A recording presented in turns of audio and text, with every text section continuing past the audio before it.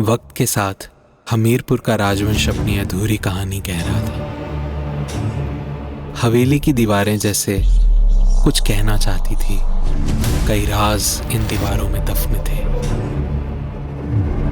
शायद ही अपनी अंतिम सांसें गिन रहा था। इस राजवंश में अब केवल दमयंती देवी और उनके 2 बच्चे जानवी और राघव ही थे। दमयंती देवी एक बहुत रहस्यमय औरत थी जो अपने तप और साधना में व्यस्त रहती थी। वे सब अपनी पुश्तैनी हवेली में रहते थे।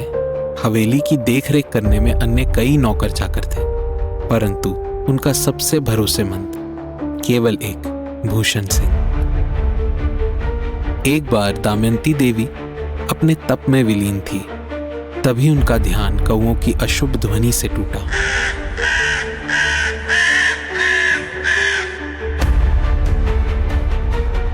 वे सीधे ही हवेली के अंतिम छोर में स्थित छत वाले कमरे की ओर दौड़ी। उन्होंने वहां राघव और जानवी को खेलते देखा।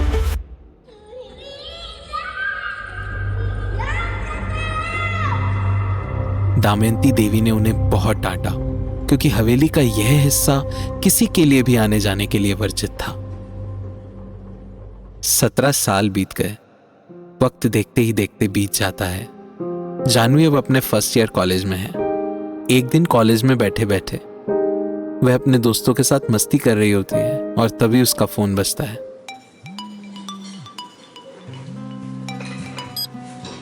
जानवी, ओ इशू, कैसी है यार? वो सब छोड़, तू ये बता तू कब आ रही है? यार सेमेस्टर ब्रेक तो ओवर हो गया। मैं कल या परसों में प्लान करती हूँ। ये कॉल उसके बचपन की सहेली ईशा का था, जो अभी भी हमीरपुर में रहती थी। अपनी दोस्त से बात करके जानवी खुश हो जाती है, उधर ईशा भी खुश होकर फोन रख देती है। जानवी का ये कॉलेज का पहला ही साल है। छोटे शहर से ये बड़े शहर का बदलाव वो धीरे धीरे अपना रही है। घर की याद आती है, माँ की याद आती है, अपने भाई की याद आती है, पर किसी न किसी तरह मन को बहला रही है। एक बार कॉलेज कैंटीन में कुछ फाइनल ईयर के स्टूडेंट्स उसे घेर लेते हैं। अरे भागो, लगता है कोई नहाकर नहीं आया। अरे वो कहते हैं ना, चांद में भी दाग होता है। अरे ये तो पूरा का पूरा चांद ही दाग वाला है। अरे नहीं नहीं, लगता है इस चांद को ग्रहण लग गया है।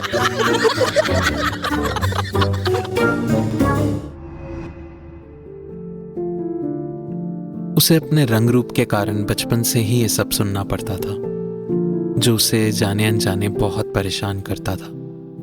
ये बातें उसे चुभ रही थी। वो भारी मन लिए और लोगों की बातों पर ध्यान ना देते हुए वहां से चली गई।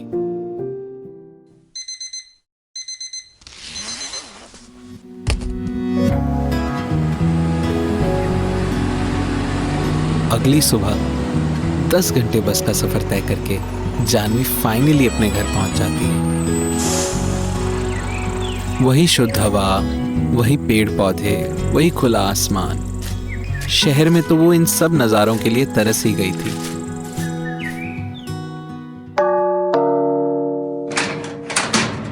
प्रणाम काका, कैसे हैं आप? हम ठीक हैं, आप कैसी हैं? सफर में कोई थकान तो नहीं हुई ना? थकान तो हुई, पर घर आते ही सब उड़ गई। आ गया मेरा बेटा। प्रणाम माँ, कैसी हैं आप? मैं बिल्कुल ठीक हूँ। तू कैसी है? कितनी दुबली हो गई है। शहर में क्या खाना नहीं मिलता? मिलता है माँ, पर आपके हाथ के खाने जैसी बात कहाँ। खाने से याद आया माँ, बड़ी जोरों की भूख लगी है। चल जल्दी से हाथ पाँव धो ले, मैं खाना लगाती हूँ।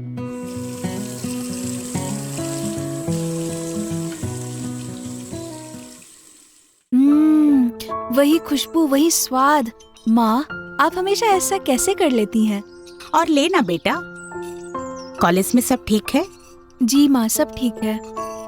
वैसे कभी कभी मन में सवाल आता है माँ। यहाँ भी अच्छे स्कूल्स हैं, कॉलेजेस हैं, यहाँ आप हैं, घर है, फिर आपने हमें यहाँ से दूर क्यों भेजा? मैं तुम्हारी तकलीफ समझ रही हूँ बेटा, पर मैं अगर तुम दोनों को बाहर नहीं भेजती तो तुम दोनों आत्मनिर्भर कैसे बनते। और मैं चाहती थी कि तुम बाहर की दुनिया देखो। जीवन बहुत कुछ सिखाता है बेटा। तभी दमयंती का फोन बजता है। ये फोन राघव के बोर्डिंग स्कूल से था। नमस्ते जी। जी कौन? मैं राघव की क्लास टीचर बात कर रही हूँ। आज साइकिल रेस कंपटीशन में वो साइकिल से गिर गया है। वो ठीक तो है ना? डरने की कोई बात नहीं, पर डॉक्टर ने 2 वीक का बेड रेस्ट बोला है। अगर आप कहें तो मैं उसकी लीव सेंक्शन कर दूं। आप उसकी लीव को सेंक्शन कर दीजिए, मैं उसे लेने के लिए तुरंत निकलती हूँ। माँ, सब ठीक है ना? दमयंती भूषण को गाड़ी निकालने को कहती है और जानवी से बोलती है, बेटा तुम अपना ध्यान रखना। जी माँ। मैं राघव को लेके कल तक लौटूंगी। और सुनो, रात को सोते समय ईशा को बुला लेना।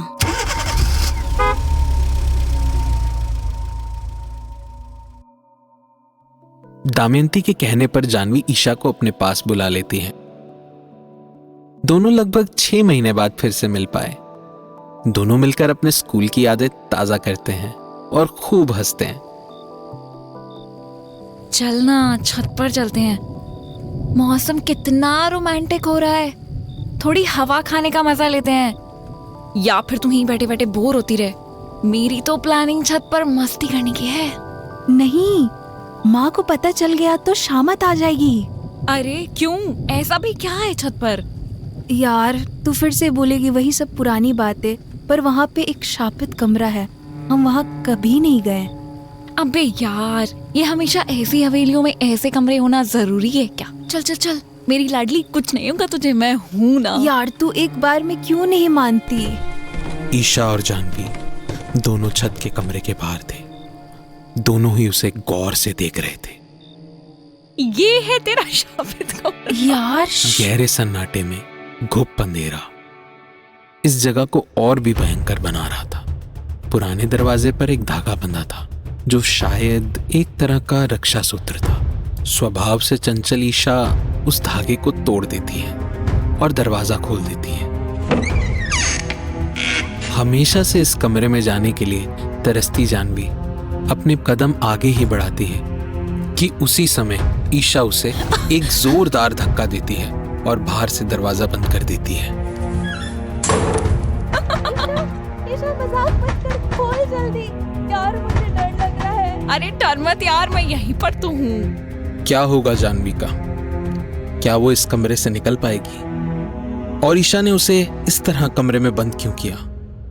जानने के लिए सुनते रहें पिशाचिनी, एक लोभ की कहानी, सीजन 1।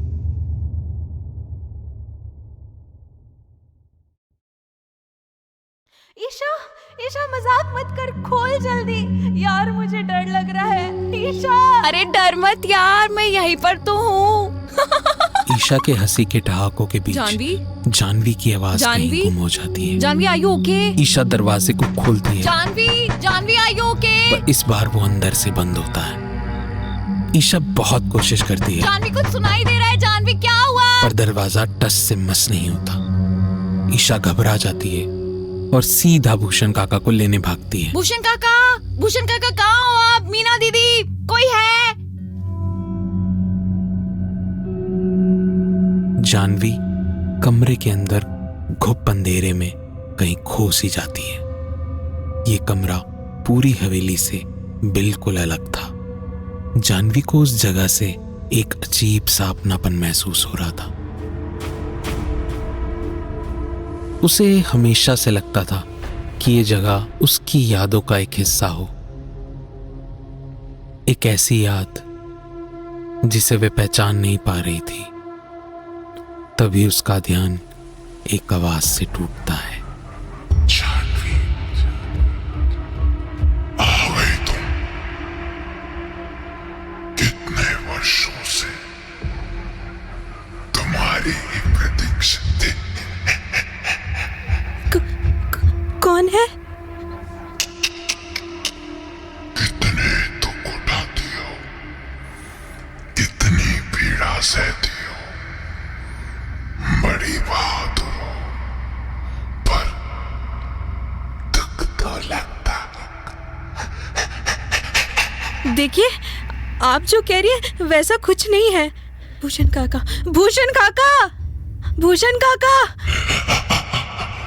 भूषण, बुला भूषण को, पिशाचनी हूं मैं। भूषण काका, कोई है? मुझे जाना है यहाँ से, प्लीज मुझे जाने दो। इतने वर्षों की प्रतीक्षा तेरा अंत करने के लिए नहीं की। मैं तो तेरे कुछ काम आना चाहती हूँ। मुझे आपसे कोई काम नहीं है, प्लीज मुझे जाने दो। ईशा तुझसे ज्यादा सुंदर है ना, मन ही मन ये द्वेष पढ़ सकती हूँ मैं। सौंदर्य चाहिए तुझे, तेरी ये कामना भी पूरी कर सकती हूँ। जानवी पिशाचिनी के द्वारा बिछाए लोभ के जाल में फंस जाती है। पिशाचिनी अपनी जटाओं से कुछ कालिक निकालकर उसे देती है और उसे काजल में मिलाकर लगाने को कहती है। पिशाचिनी के अदृश्य होते ही उस कमरे का दरवाजा खुल जाता है और जानवी वहां से बाहर निकल आती है।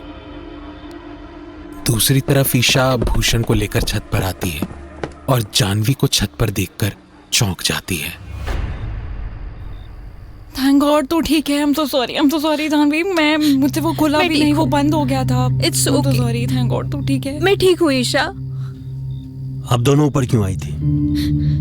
काका, हमें बस देखना था कि यहाँ क्या है। आज के बाद इस कमरे की तरफ कभी मत आइएगा।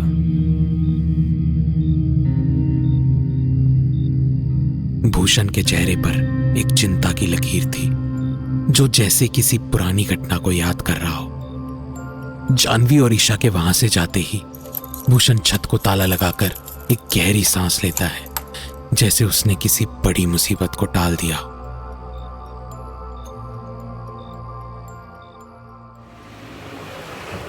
अगले दिन सुबह दमयंती राघव को लेकर घर के बाहर पहुंचती है। राघव, कितनी बार तुम्हें समझाया है, इतनी तेज साइकिल मत चलाया करो बेटा। ओ मॉम, आई लव स्पीड। जब मेरी साइकिल की स्पीड बढ़ती है ना, तब ऐसा लगता है कि मैं हवा में उड़ रहा हूँ। अभी रुक शैतान, अभी बताती हूँ नहीं नहीं तुझे। नहीं मम्मी, भूषण काका बचाइए। इतने में भूषण काका दरवाजा खोलते हैं। प्रणाम रानी जी। हाँ हाँ, प्रणाम। प्रणाम भूषण काका। खुश रहिए। बहुत बदल गए हैं आप, बिल्कुल राजा जी की तरह लग रहे हैं। भूषण काका, लेकिन आप नहीं बदले। आपकी मुझे वैसी की वैसी, बिल्कुल नथुलाल जैसी। बहुत शैतान हो गए हैं आप। भूषण, कल सब ठीक था ना? न जाने क्यों कल साधना में बार बार मेरा ध्यान टूट रहा था। जी रानी जी, सब ठीक था। जानवी कहाँ है? कल से इसका फोन भी नहीं लग रहा। कल रात छोटी की सहेली आई थी, दोनों रात काफी देर तक जागी होंगी, अभी तक सो रही है। उनके चेहरे पर एक अजीब सी चिंता है, जो वो छुपाने की कोशिश करते हैं। जानवी के कमरे में एक हल्का सा अंधेरा है, एक अनजान सी ठंडक हवा में। Oh my God, Janvi, look at you। क्या हुआ ईशा, तू ऐसे क्यों चीख रही है? Janvi you're changed, Baba you glowing। Janvi को पिशाचिनी की बात याद आती है। वो सीधे आईने के सामने जाती है और सच में अपने चेहरे की ओर देखने लगती है। उसे अपने चेहरे में एक अजीब सा बदलाव महसूस होता है। यार, ये मेरे साथ क्या हो रहा है? उसके चेहरे पर डर तो है, पर साथ ही साथ एक संतुष्टि भी। कहीं ये सब उस पिशाचिनी के दिए हुए काजल के कारण तो नहीं? इतने में मीना आकर उन्हें बुलाती है। छोटी मैम साहब, आप दोनों को नीचे बुला रहे हैं। ठीक है मीना दी, आप चलिए, हम लोग आते हैं। डाइनिंग टेबल पर नाश्ता चल रहा है। दमयंती के चेहरे पर एक ममता भरी मुस्कान है। जरा वो प्लेट देना। आखिर इतने समय बाद परिवार फिर से इकट्ठा हुआ है, धीरे धीरे खाओ। पर अंदर ही अंदर वो कुछ सोच रही है। उसके मन ही मन कुछ तो चल रहा है। माँ, सब ठीक रहा ना? नमस्ते आंटी। राघव कहाँ है? दीदी, फाइनली आप आ गए। हाय राघव। हाय ईशा दी। अब माँ थोड़ा कम डांटेंगी। तुझे तो मैं डांटूंगी। इतनी तेज साइकिल चलाने की क्या जरूरत थी? और दमयंती जानवी के चेहरे में आए बदलाव को गौर से देखने लगती है। जानवी बेटा, तुम्हारे चेहरे पर ये बदलाव कैसा? वो माँ, ईशा कल मेरे लिए एक ब्यूटी क्रीम लाई थी, शायद उसी से ये चेंज होगा। बोलना माँ को। हाँ जी आंटी, वो मेरी रिकमेंडेशन थी। जानवी और ईशा ने इस बात को वहीं दबा दिया, पर दमयंती, उसे जानवी में कुछ तो अलग लग रहा था। कहीं उसकी बेचैनी का कारण यही तो नहीं था जिसका जिक्र उसने भूषण से आते ही किया। जानवी के मन में एक अजीब सा डर है, एक उलझन है, पर उसके मन में ही छुपा लोभ उसे हर पल उस कमरे की ओर आकर्षित कर रहा है। पिशाचिनी के दिए काजल ने जानवी में काफी बदलाव ला दिया है। अब उसके मन में लोभ और बढ़ने लगा है। अंधेरी रात में सबके सो जाने के बाद जानवी सीधे छत पर जाती है, पर छत पर लगे ताले को देखकर उसका मुंह लटक जाता है। वो बहुत प्रयास करती है परंतु ताला नहीं खुलता कि तभी ठंडी हवाओं के झोंके उसे स्पर्श करने लगते हैं और एक टिक की आवाज के साथ ताला भी खुल जाता है।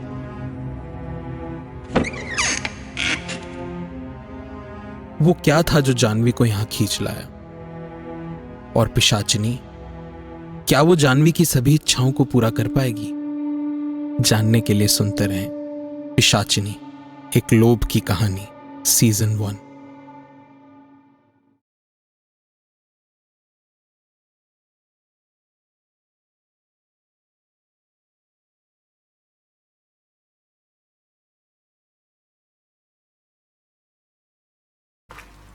जानवी धीरे धीरे अपने कदम अंदर बढ़ाती है और पिशाचिनी को ढूंढने लगती है। और एक कोने में बैठी पिशाचिनी जानवी को अपनी लाल आंखों से देखने लगती है। जानवी डरते डरते खुद पे नियंत्रण करके और हिम्मत जुटाकर पूछती है, मैं आ गई हूँ, मुझे क्या करना होगा? इतनी भी क्या चलती है, अभी तो खेल बाकी है। कैसा खेल? मौत का खेल।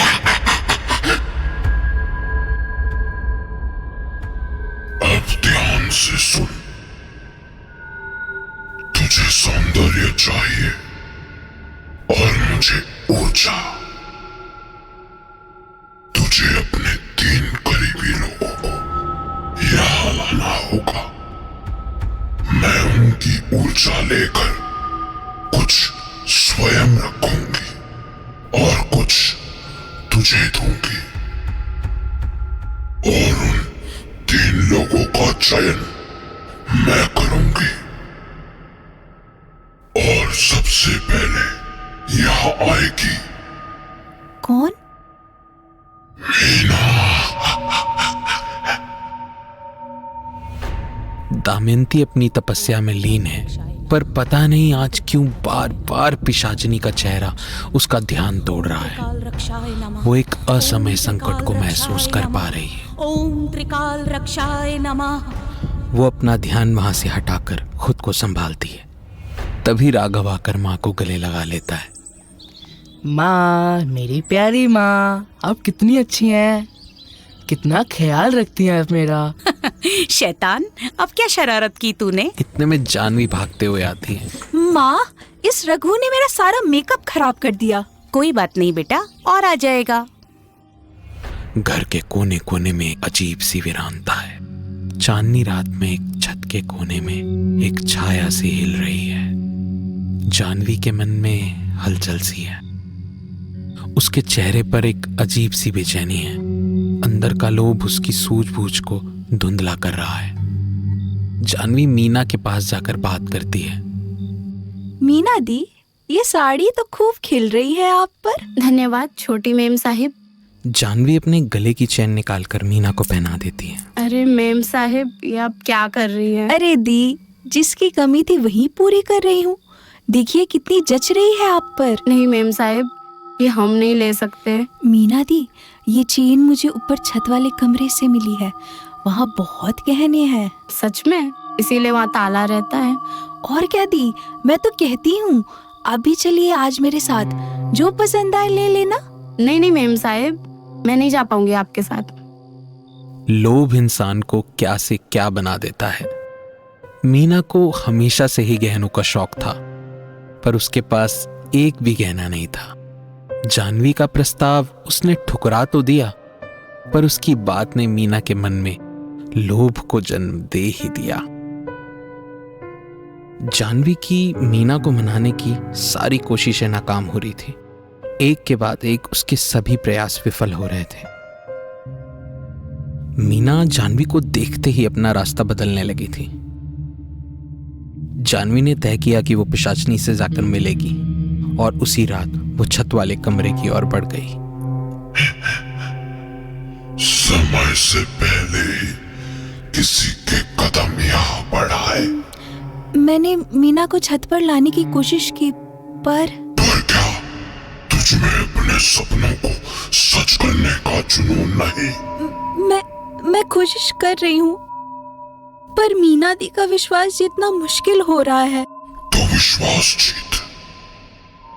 याद रख, तू जितनी देर करेगी उतनी मुश्किलें बढ़ेंगी। पिशाचनी की बातों का जानवी पर गहरा असर पड़ता है। वो मीना को बहलाने की नई नई योजनाएं सोचने लगती है। जब पानी सर से ऊपर जाने लगता है तो जानवी सीधा मीना से जाके बात करती है। दीदी, आप मुझसे भाग क्यों रही हैं? कोई बात है क्या? आप नाराज हो क्या? नहीं नहीं छोटी मेम साहिब, मैं तो बस यूं ही। नहीं, मैं जानती हूँ आप वो छत वाले कमरे की बात से मुझसे नाराज हैं। नहीं मेम साहिब, मन तो मेरा भी है, पर ना जाने क्यों एक डर सा है। डर? वही छत वाले कमरे के बारे में जो सुना है। अरे दीदी, आप भी ना, मैं तो वहाँ आते जाते रहती हूँ। आप चलिए ना, मैं हूँ ना आपके साथ वहाँ। ना ना मैम साहब, रानी जी को पता चला तो मेरी नौकरी छूट जाएगी। देखिए दीदी, मैं तो आज छत पर आपका इंतजार करूंगी और मुझे यकीन है आप जरूर आएंगी। जानवी ने इस तरह कह तो दिया, पर उसे जरा भी उम्मीद नहीं थी कि मीना वहां आएगी। आधी रात में सबसे छुपते छुपाते जानवी किसी तरह ऊपर पहुंच तो गई। अब उसे सिर्फ मीना का इंतजार था। दूसरी तरफ मीना इसी कश्मकश में थी कि उसे ऊपर जाना भी चाहिए या नहीं, पर उसका लोभ उसे वहां ले ही गया। दीदी, मुझे यकीन था आप जरूर आएंगी। छोटी मैम साहिब, अब से ना कहिएगा कि मुझे आप पर भरोसा नहीं। हाँ दी, अब तो मुझे पता चल गया है कि आपको मुझ पर पूरा भरोसा है। जानवी मीना का हाथ पकड़कर उसे सीधा दरवाजे के अंदर ले जाती है और दूसरी तरफ मीना को वहां कुछ अजीब सा अनुभव होता है। छोटी मैम साहिब, मुझे कुछ अजीब सा लग रहा है। ये धूल, ये मिट्टी, ये अजीब सी शांति, मुझे लगता है हमें यहाँ से चलना चाहिए। इतना कहते ही मीना के कानों में एक आवाज सी गूंजती है।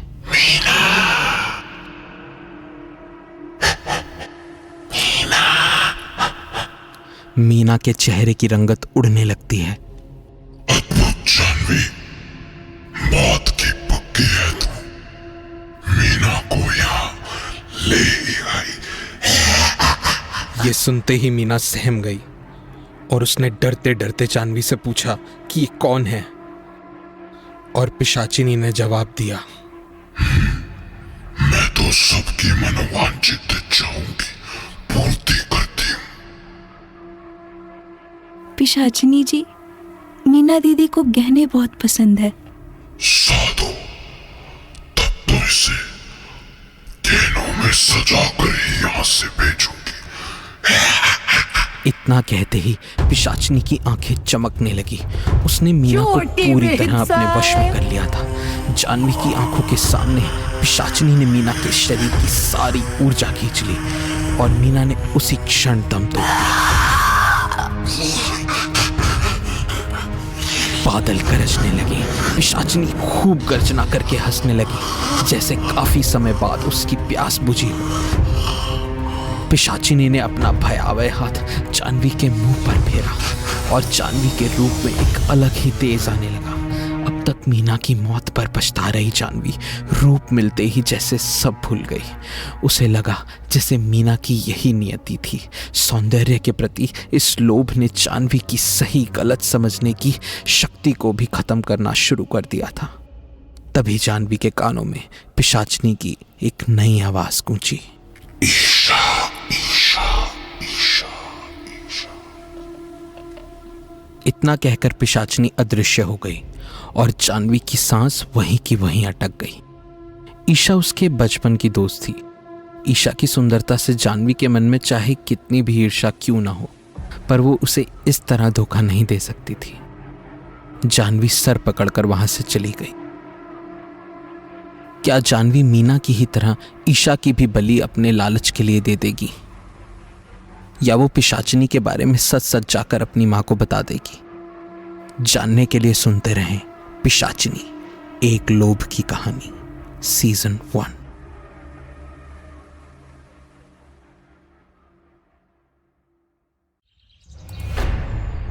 अगली सुबह हवेली में सन्नाटा था।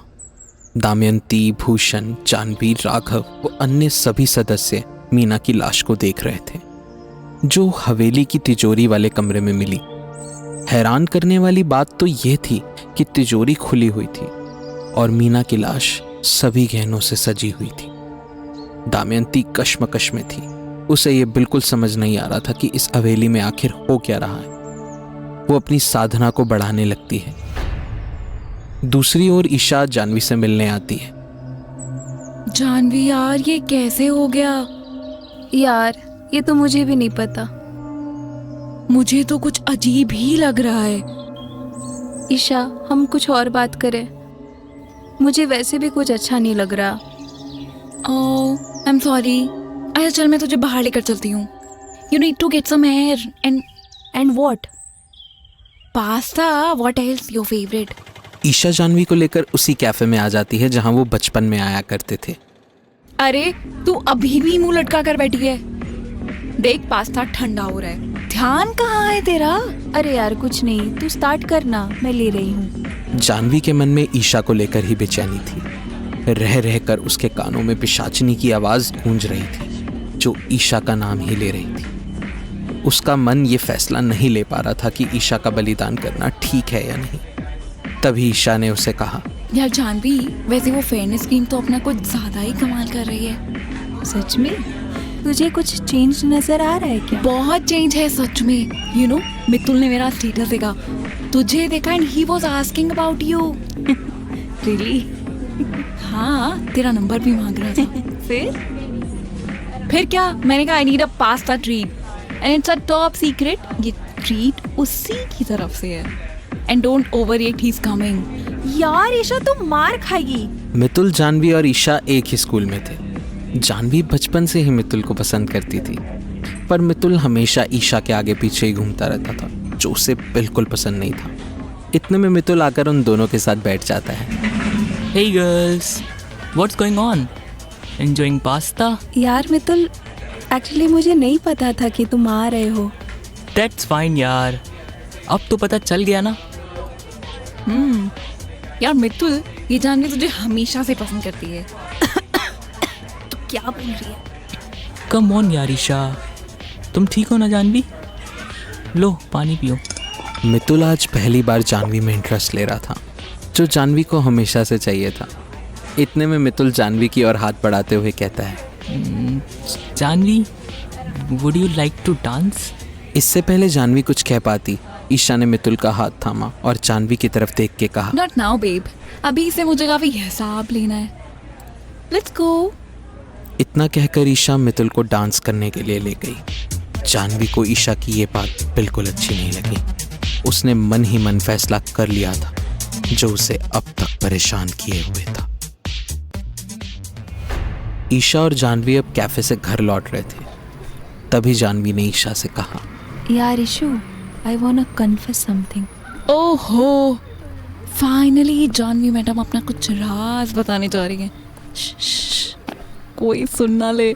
यार सुन ना, तूने देखा ना जो मेरे अंदर चेंज आया? हाँ हाँ, ब्यूटी क्रीम है ना। तुझे याद है जब उस दिन तुमने मुझे कमरे में बंद किया था यार आई एम रियली सॉरी यार। बस जब मैं उस कमरे से बाहर आई तभी से मुझ में ये बदलाव आ रहा है। मतलब आई डोंट नो कैसे, बट ये सच है। रियली? यस इशू, मुझे लगता है हम जो भी मन से चाहते हैं वो वहाँ पूरा हो जाता है। यार मैं चल रही हूँ तेरे साथ, मेरी भी बहुत सारी विशेष हैं। तो ये बता चलना कब है? अभी नेक काम में देरी कैसी? मीना को पिशाचिनी के पास ले जाना जितना मुश्किल था, ईशा को वहां ले जाना उतना ही आसान। जानवी ने बात रखी ही थी कि ईशा ने पल में हामी भर दी। ये जानवी के प्रति उसका विश्वास था जो शायद अब बहुत ज्यादा देर तक नहीं रहने वाला था।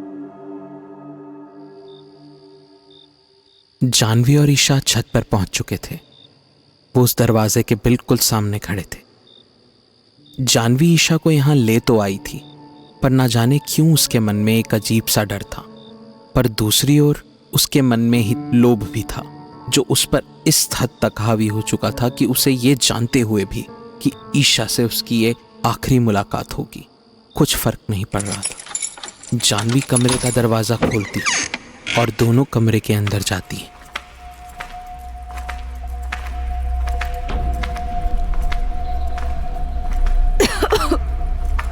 ईयू, मेरा तो दम घुट रहा है यार। लगता है जैसे हजारों जू एक साथ मर गए हूँ।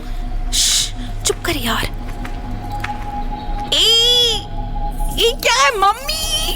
अब बैट इसे काट लिया मुझे यार। मैं ईशा को ले आई हूँ, क्या आप ईशा की भी मनोकामना पूरी करेंगी? यार जानवी तू किससे बात कर रही है? ईशा पीछे मुड़कर देखती है। यह आवाज पीछे से आई थी, पर अब वहां कुछ भी नहीं था। जैसे ही ईशा पलटती है, भयंकर लाल आंखों वाली पिशाचिनी, जिसके होंठों पर खून ही खून बह रहा है, वो जिंदा चूहों को कच्चा चबा रही थी। ये दृश्य देखकर ईशा वहीं की वहीं जम जाती है। जानवी को भी ये देखकर घिन आने लगती है। तभी पिशाचिनी जानवी से कहती है, जानवी, तू बड़ी होशियार है। इसे भनक भी नहीं लगने दी और अपना काम भी कर लिया। तेरे इस साहस ने तो मुझे भी घायल कर दिया। ईशा डर के मारे जानवी के पैरों में गिर जाती है और कहती है, प्लीज मुझे प्लीज बचा ले यार। ऐसा मत कर, मैंने तुझे हमेशा दिल से प्यार किया है जानवी। यार मुझे घर जाना है जानवी। आई नो तू ऐसा नहीं कर सकती। जानवी भी घबरा जाती है। उसे एहसास हो जाता है कि ईशा को यहाँ लाकर उसने कितनी बड़ी गलती की है। वो पिशाचिनी के पैरों में गिड़गिड़ाने लगती है। पिशाचिनी जी, ईशा को जाने दीजिए प्लीज। मुझे सौंदर्य नहीं चाहिए, आप इसे कुछ मत करिए। ईशा को तो कोई लोभ भी नहीं है। ऐसा कोई मनुष्य नहीं जिसका कोई लोभ नहीं, और लोभ मृत्यु तक ले ही आता है।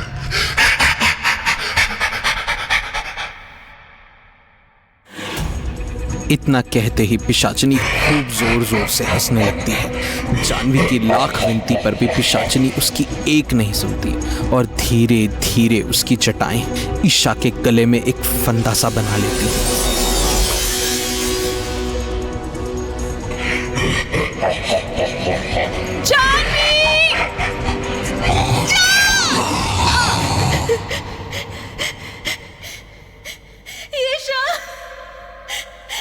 मुझे माफ कर देना ईशा, मुझसे बहुत बड़ी गलती हो गई। ये दृश्य देखकर जानवी की रूह कांप उठी। वो जोर जोर से रोने लगती है। ईशा की लाश पिशाचिनी की जटाओं में ही कहीं गायब हो जाती है। इतने में पिशाचिनी का स्वर फिर से उसके कानों में गूंजता है।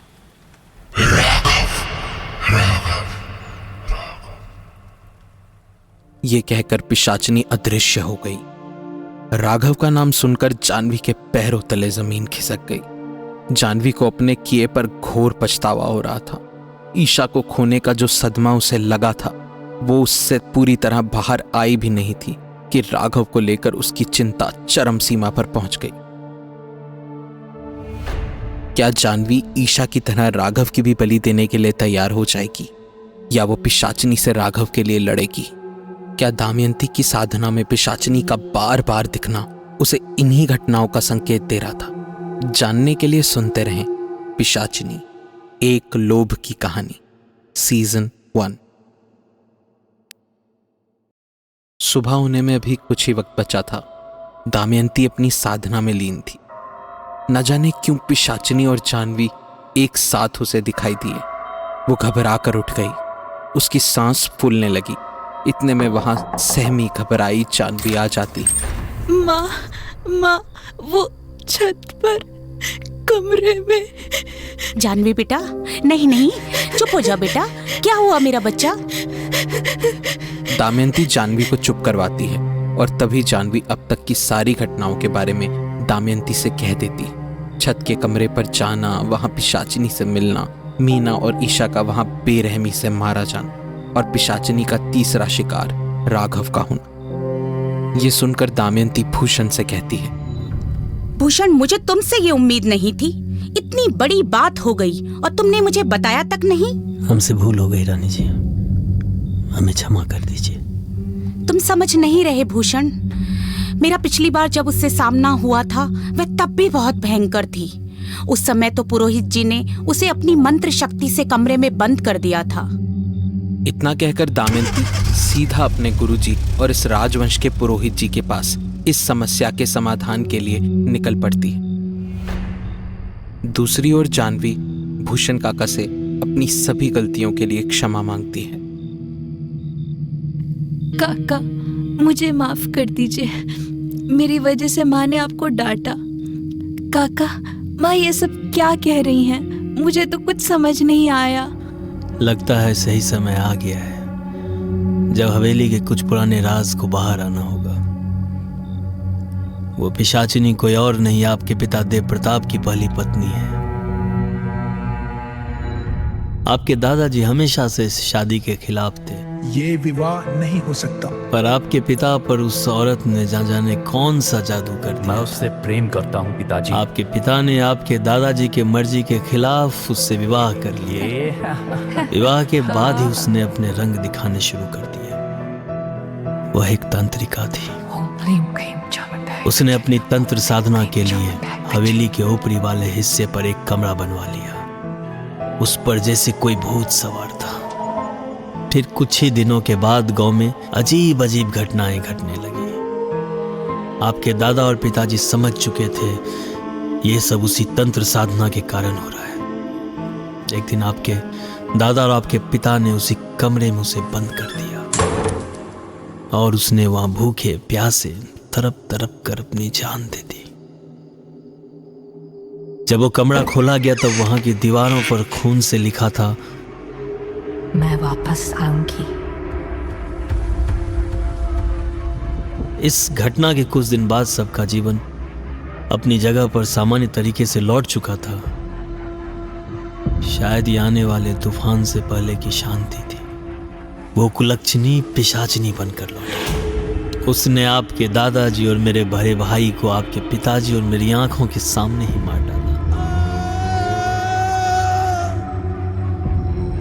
किसी तरह मैंने पुरोहित जी को समय पर बुलवा लिया।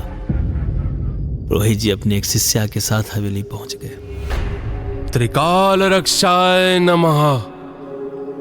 हमारे पास समय बहुत कम है पुत्री, किंचित भी देरी मत करो। मेरा कमंडल लाओ।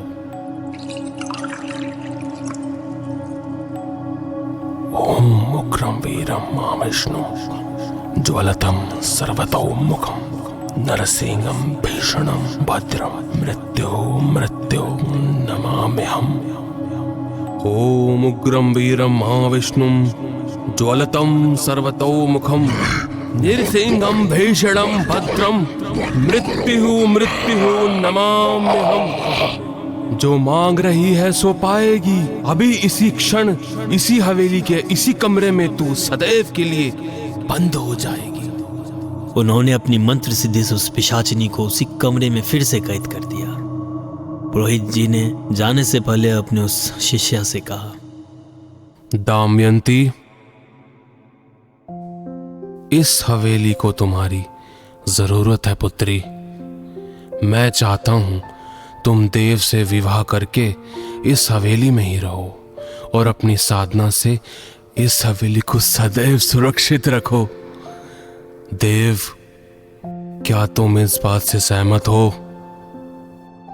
इसके पश्चात आपके पिता और आपकी माँ का विवाह हुआ। फिर हवेली में खुशियां आ गई, परंतु कुछ समय बाद आपके पिताजी की मृत्यु हो गई। आपकी माँ और हमारी रानी जी घबराई नहीं। उन्होंने इस हवेली को वैसे ही संजोए रखा और आप दोनों को बड़ा किया। रानी जी ने इस हवेली के लिए अपना संपूर्ण जीवन दे दिया। दूसरी ओर दमयंती इस राजवंश के पुरोहित जी और अपने गुरुजी के पास पहुंच जाती है और उनसे गुहार लगाती है। ओम कालरात्रि चंडिका दुर्गे पिशाच त्रणाय होम फट स्वाहा। ओम कालरात्रि चंडिका दुर्गे पिशाच त्रणाय होम फट स्वाहा। ओम कालरात्रि चंडिका दुर्गे पिशाच त्रणाय होम फट स्वाहा। त्रिकाल रक्षाय नमः। प्रणाम गुरुजी। मुझे पता था तो आएगी। जो बरसों से सोई हुई थी वो जाग गई है। जागी नहीं, उसे जगाया गया है। तेरे किसी अपने ने ही उसे बुलाया है। जानवी से भूल हो गई गुरुदेव। अब वो काली शक्ति मेरे राघव की बलि चाहती है। पिशाचनी है वो, एक श्रापित आत्मा जिसने अपने जीवन में लोभ, क्रोध और पाप किया था। उसकी मृत्यु असमय और दर्दनाक हुई। अब वह इस रूप में अपने पापों का फल भोग रही है।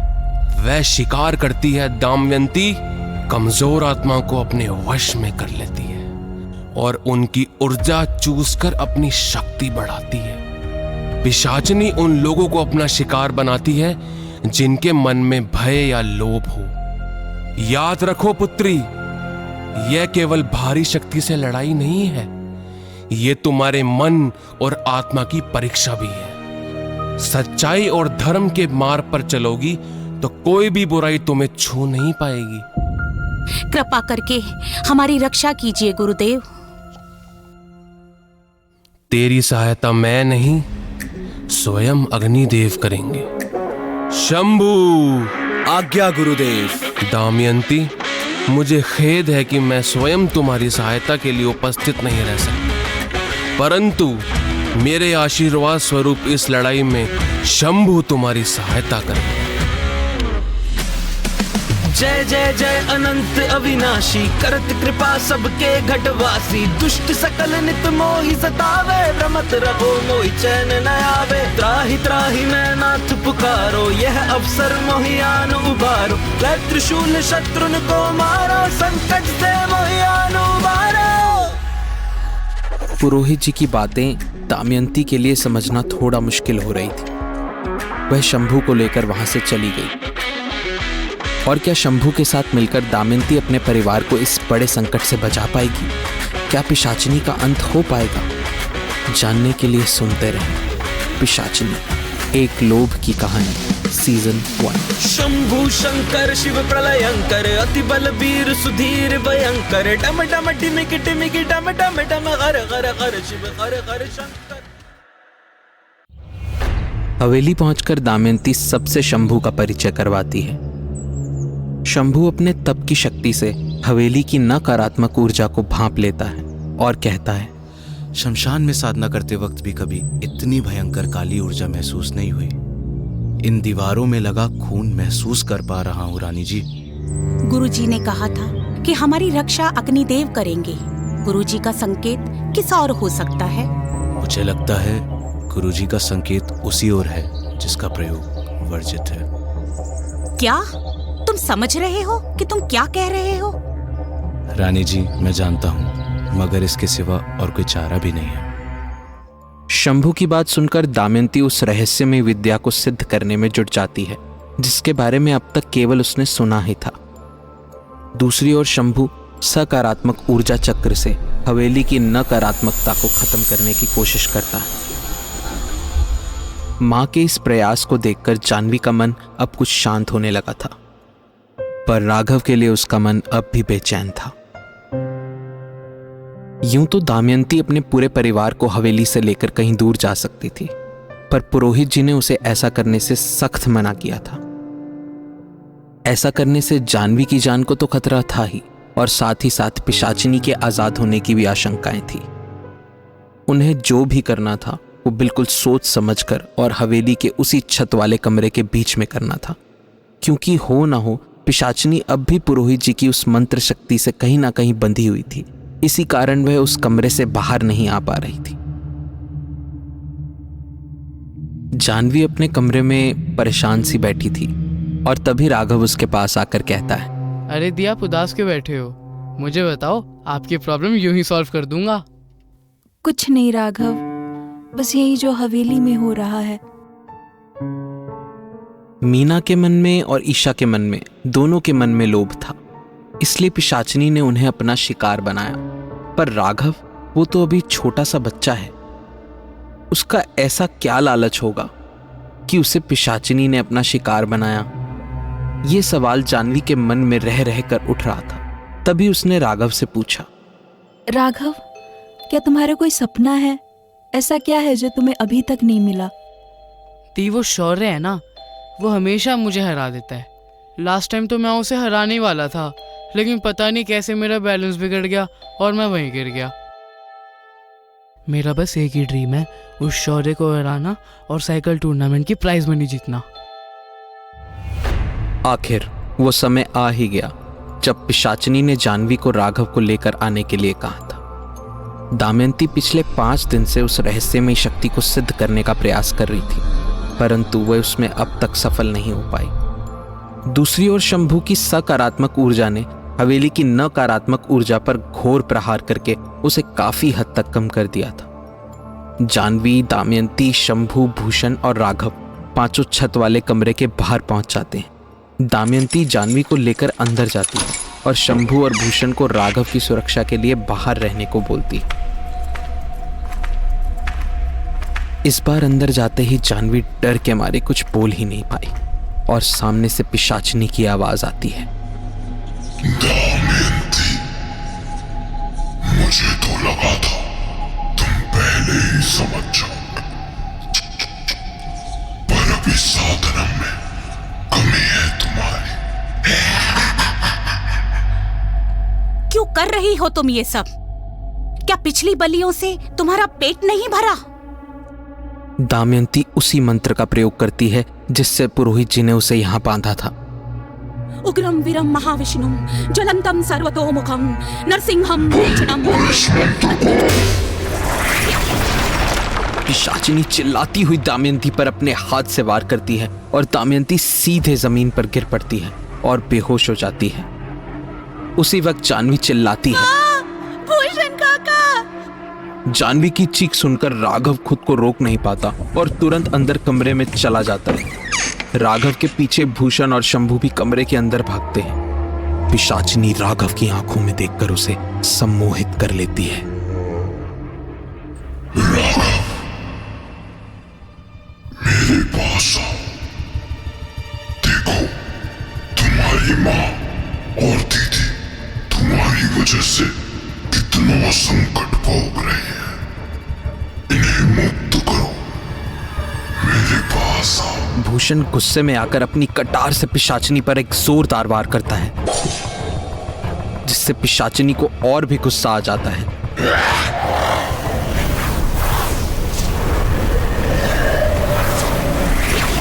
और वह अपनी काली ऊर्जा से भूषण पर वार करती है। जानवी कमरे में रखे सामान को पिशाचिनी पर फेंकने लगती है और दूसरी तरफ पिशाचिनी के सम्मोहन में राघव धीरे धीरे अपने कदम पिशाचिनी की ओर बढ़ाने लगता है। ये देखकर जानवी खूब चिल्लाती है, राघव तू भाग जा, राघव। पर राघव पर उसकी चीखों का कुछ असर नहीं होता। वो पिशाचिनी के बहुत समीप पहुंच जाता है। इतने में शंभू अपनी ऊर्जा शक्ति से पिशाचिनी के सम्मोहन को किसी तरह काटने में सफल हो जाता है। घोर जटाओं वाली, लाल आंखों वाली भयंकर पिशाचिनी को देखकर राघव जोर से चिल्लाता है।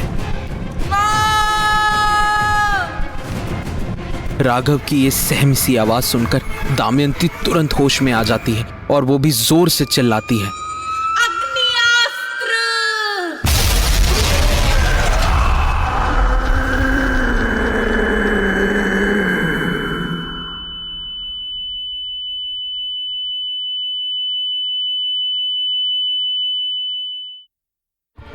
एक बड़ा आग का गोला पिशाचनी की ओर बढ़ता हुआ पिशाचनी सहित पूरे कमरे को भस्म कर देता है। पिशाचनी अग्नि की लपटों में जलती हुई गुर्राती है, चिल्लाती है और खूब गर्जना करती है और बार बार यही कहती है, मैं वापस आऊंगी, तुम सबका सर्वनाश बनकर तुम सबका विनाश कर दूंगी।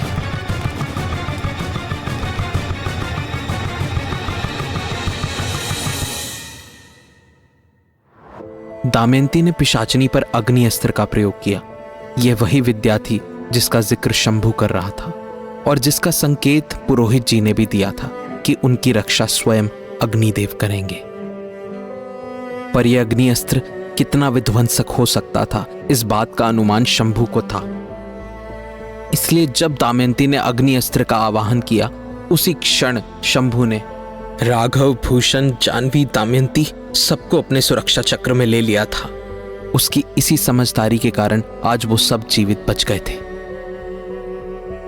भीषण अग्नि ने ना केवल उस कमरे को बल्कि उस हवेली को भी काफी हद तक जलाकर राख कर दिया था। हवेली से बाहर निकलकर दमयंती ने दोनों बच्चों को गले लगा लिया। माँ, मुझे माफ कर दीजिए माँ। ये सब मेरी गलती के कारण हुआ है। ना मैं वहां जाती और ना ये सब होता। भूषण काका ने शंभू की पीठ थपथपाई और उसे शाबाशी दी। दमयंती आकर शंभू से कहती है कि अगर वो नहीं होता तो वे सब जीवित नहीं होते। नहीं रानी जी, मैंने तो केवल गुरुजी की आज्ञा का पालन किया है। क्या इस कहानी का अंत यही था? क्या पिशाचनी सच में हमेशा के लिए जलकर भस्म हो गई थी या उसकी छाया अब भी कहीं मंडरा रही थी? क्या ये हवेली जो कई रहस्यों का गवाह थी अब एक सामान्य हवेली बनकर रह गई थी? इन सवालों के जवाब के लिए और भी ज्यादा रोमांचक मोड़ लेकर जल्द आ रहा है पिशाचनी, एक लोभ की कहानी सीजन 2, जहां हर कोने में छुपा है एक नया रहस्य।